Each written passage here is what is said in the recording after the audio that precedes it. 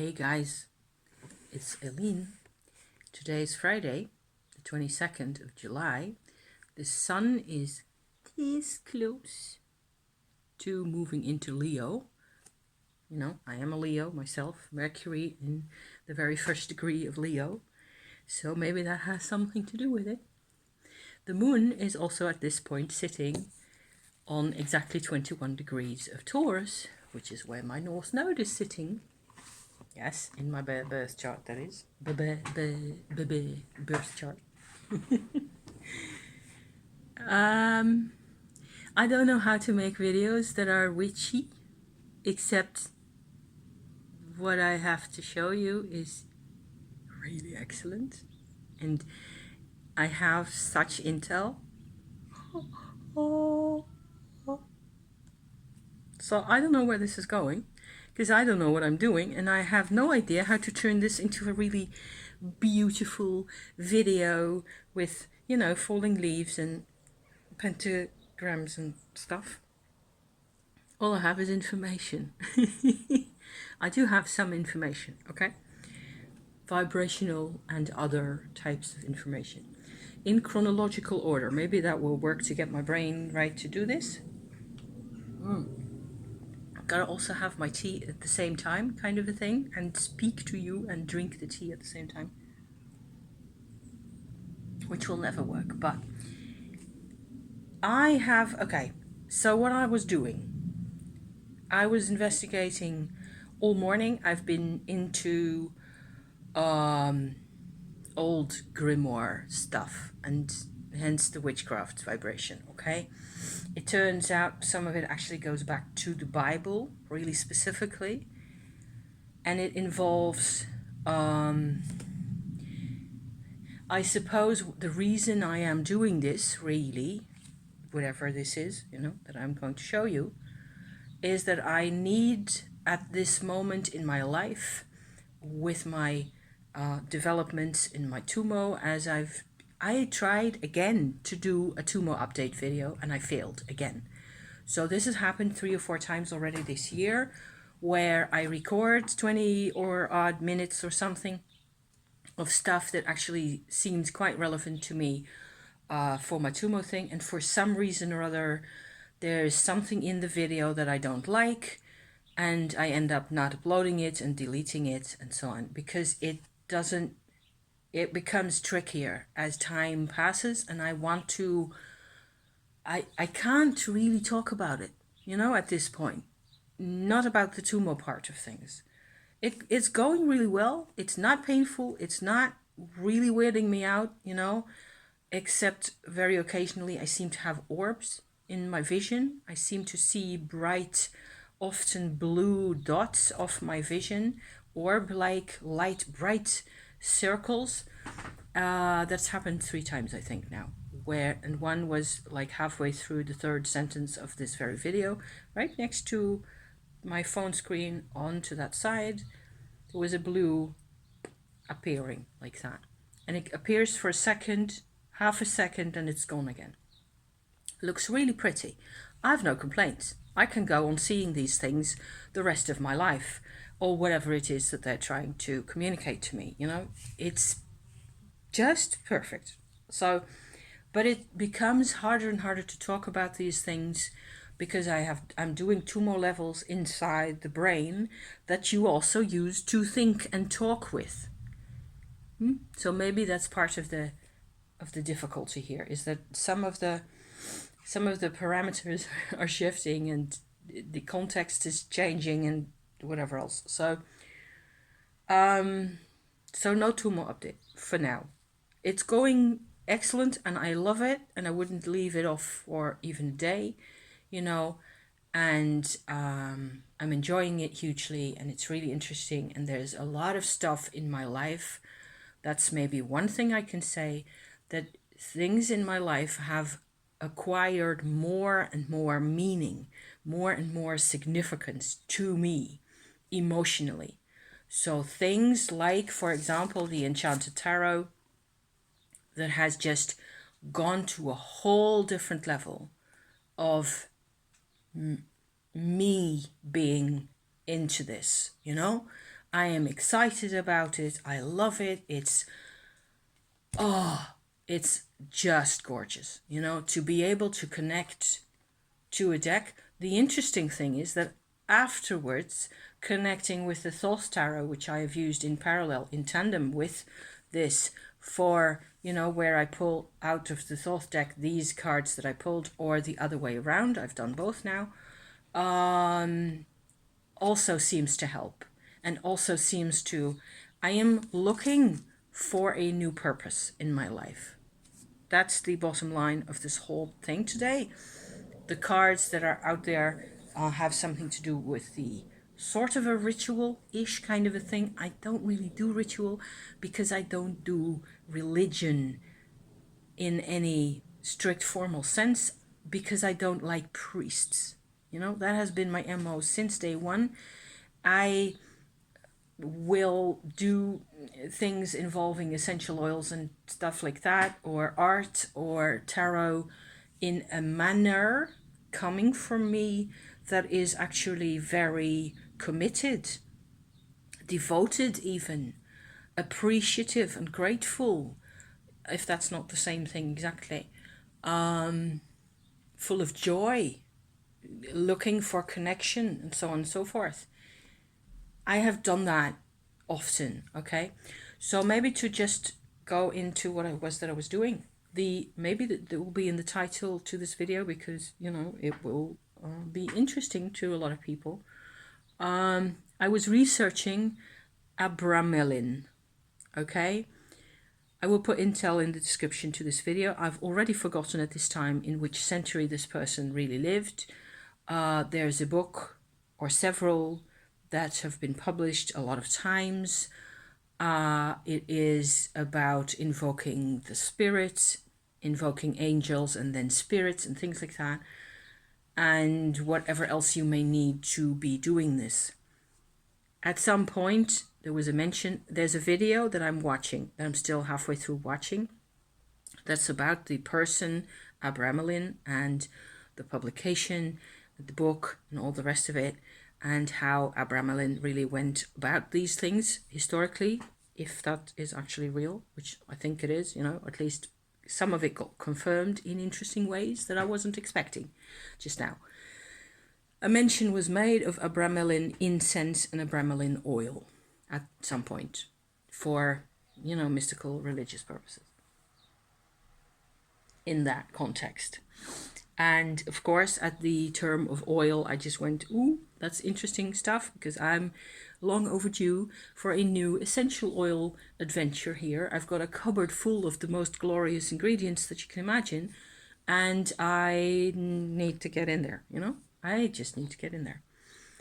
So on Wikipedia, which we'll also find in the description, there is a fairly, you know, what should I say, elaborate explanation of what this stuff is and how you can make it. The recipes are all over the place. There's a discrepancy as to one ingredient, where in some of the cases there's one type of ingredient, one type of a root oil that's really tropical that you can use, and often it's not that one, it is another one that's used instead. Other than that, sort of a choice between the galangal and the whatever the other thing is, the calmus oil. Other than that, it's cinnamon and myrrh, really. And the proportions are important. So it's a lot of cinnamon, half of that is myrrh oil, and half again of that is your ingredient, depending on which formula you choose to use, the galangal or the calmus. I have calmus in my cupboard. It's not the freshest, but it obviously still works very well. So I went into this. Another mention that was made is for cinnamon and or cassia oil. Cassia is a type of cinnamon, okay?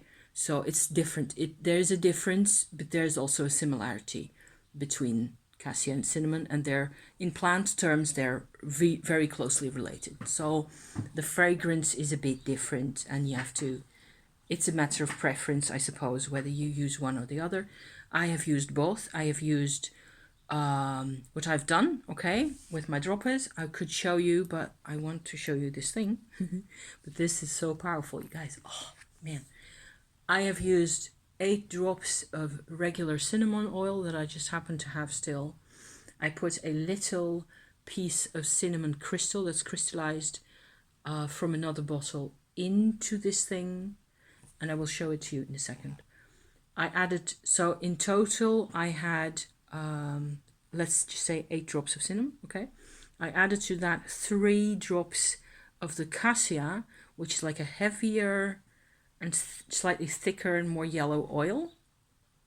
It also comes out in slightly larger drops, hence the 3 instead of 4, okay?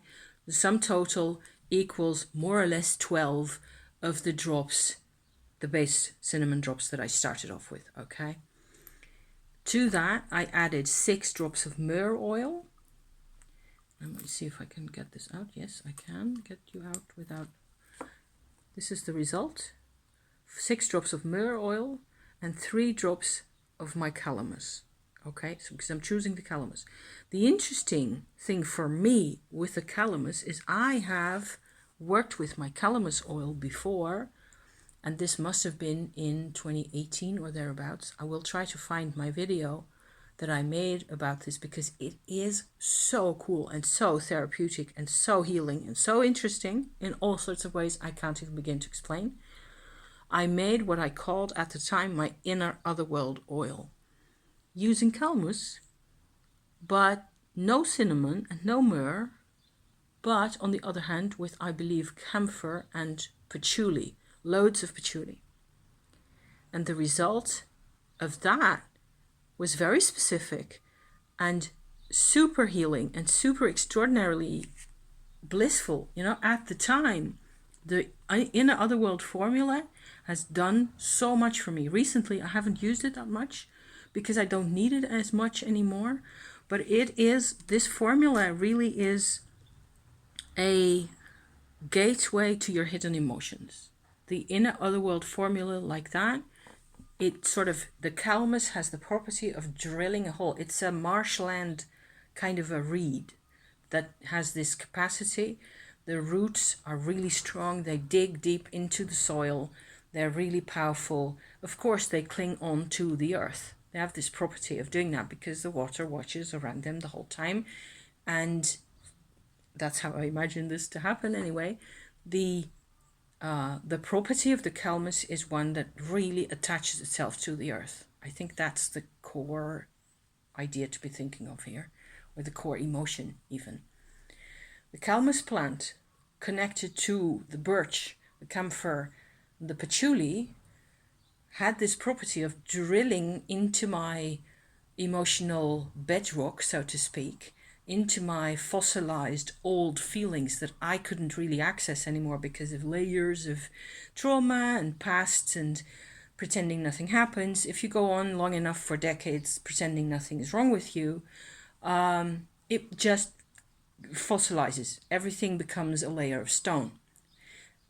This inner otherworld oil mix drills through the hole and allows you to integrate, to become aware, first of all, and in a sort of a atmosphere that's really cool and relaxing in a way, and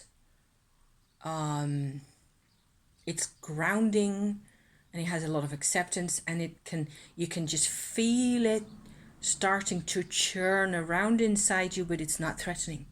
It's quite cool, and you can deal with it, and you can sort of come to a state of self that includes those emotions much more. Okay, so that was the other use I did for my calamus oil.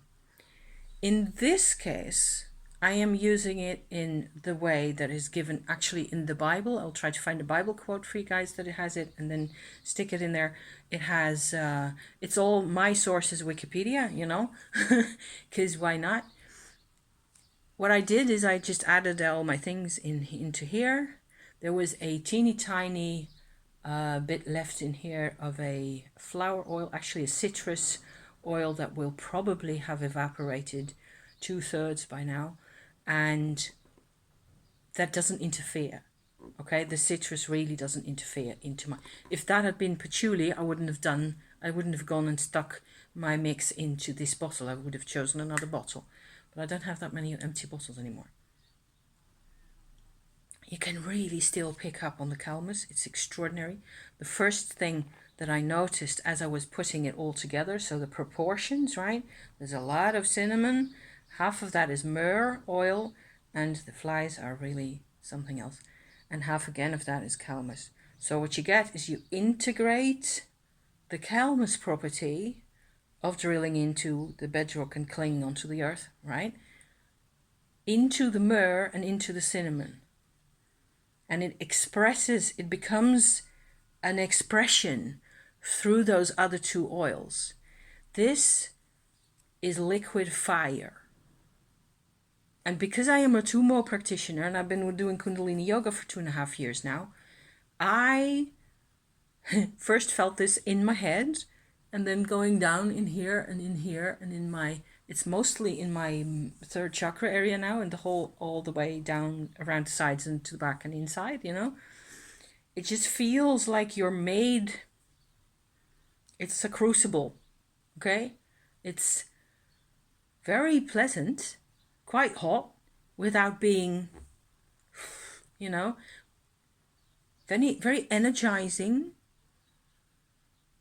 and somehow committed, and it connects through this fiery principle. It connects brain and heart and body. I'm all about that. I don't mind saying. So I made this, okay. And then what I had is, this is just a similar kind of a larger flask that has my bath salts. It's Himalaya salt. And in the Himalaya, in the bath mix that I make for my Himalaya salt, there is patchouli in here. Not so much, just a little bit. And whatever else may be in there. It's probably mainly 3 different types of patchouli in different proportions. It smells glorious. So I want to take this wherever I want to take it with my deck and with my other adventures, you know. I will just see if this goes in here. And it does, because that's just the right size. And if I go like this a bit, then the oil is sitting, see, in the salt. Okay, just like that. So this will make it easier to bring along, and what it does, the salt yet again communicates outward the properties of the oils, the properties of the Abramelin oil that's in there. I can totally see how people thought for centuries, anybody trying this stuff out for themselves with real genuine plant oils, let me say that, nothing chemical, nothing, no imitations, and so on. Anybody who's sensitive to this kind of stuff and does this in a fashion that is committed and that is respectful, you know, and connected to these things, will feel that this is sacred. This has sacredness by itself. It is sacredness in a bottle. And yes, according to the wiki and all the rest of it, you're supposed to dilute this in olive oil, which will not be a problem, of course, where you can use that for anointing purposes and that kind of thing. You know, if you're using your oil to anoint things, if you want, so for example, if I make the sacred oil, okay, the Abramelin oil, into an anointing oil, it will look something like this. Let me see. Here I have, for example, it's a completely different mix, but it's an almond oil that contains a couple of different mixes with, you know, tree moss, absolute, and orange blossom and that kind of stuff. Glorious. Absolutely beautiful things.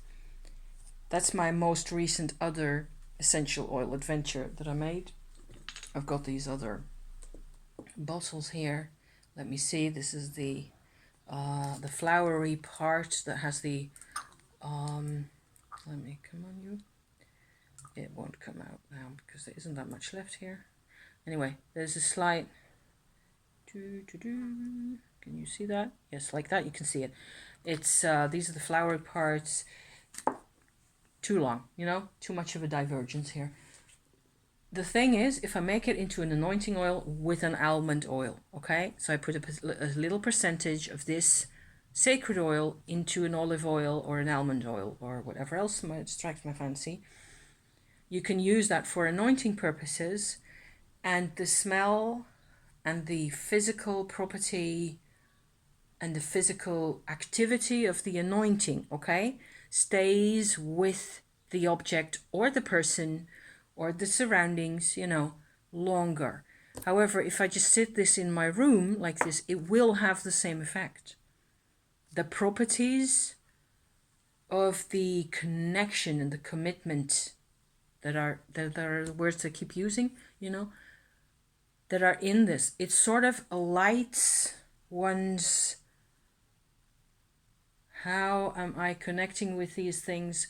Why are things, what is really mattering? What matters to me personally, most of all? Makes me aware of that. I suppose that's what it really does. This is very strong.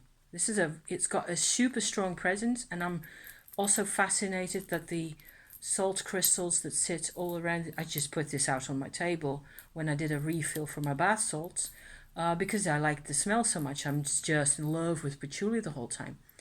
But I never expected it's like the salt crystals, each of them, there are fairly large bits in there, as you may have seen. They pick up the sacredness. So I have a choice, right? To commit or not to commit to life, which is, you know, something I tend to avoid doing if, you know, I don't know what's expected of me, or I don't know what other people want me to do. Things like that, nar, distractions, and so on. Yesterday, I did this thing. I spent most of the day that I wasn't in front of the telly, actually, because it was raining, you know, which is good because it was hot before.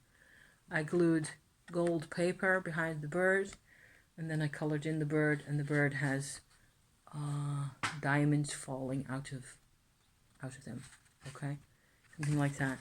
And it was supposed to be about some kind of personal alchemy thing going on. I had this sheet with a sketch of the bird and 2 or 3 of those diamonds sitting there. And I just went on from there that had been sitting in my pile of paper junk, you know, for a year or so. And I just picked it up and I went ahead and made this out of it. And I loved it. I was really enjoying doing it. I made the eye of the bird separately, glued it in, you know. I used one of those 10 color plastic pens, you know, that has 10 colors in, and you just have to press each one to get the color you want. And so the blue and the red that's in the eye is actually one of those. Multimedia. Glorious. So lots of fun with that. And suddenly today, I just went in this whole Abramelin thing, and I wrote down my formula. Okay, so that's important. You have to have, if you want to do this kind of thing properly, I always say, write it all down, including the position of the moon and whatever else you may think is relevant. I wrote down my cards that I pulled for this whole purpose thing here as well. It is so witchy, you know. I don't think I want to share my cards because it's personal. Yeah. So that's where this ends, really, I think. A lot of it also has to do with transforming compassion into something you can actually work with. And that's what this does as well, this great thing. And I love my essential oils. I really do. I really feel like you should. This is the reason why the industry, okay, of the perfume and fashion industry prevents most of us from getting access to the real thing, to the real orange blossom absolute, the mushroom absolute that's in here, the oak moss things and all that. It's all about the allergies because people are allergic to, see, that's the other, oh gosh, oh man, if I could make you smell how glorious this is, the real thing. It's there. You can buy it on the internet. If you have $50 to spare instead of buying yet another deck, maybe an idea for you. Go and shop around on a really good aromatherapy website that has a web shop, and that you can just, pick a couple of things that appeal to you and see what happens. See what happens if you bring that stuff into your house. I just love it. I am all about it. The mushroom absolute that is in here has yet again different properties. It's so interesting. But this is more, the recent ones that I made, that's more of it has been more of a sort of a therapeutic kind of a soothing oil mixtures. The different ones that I have here. This one has a bit of tree moss in as well. And some violet leaf.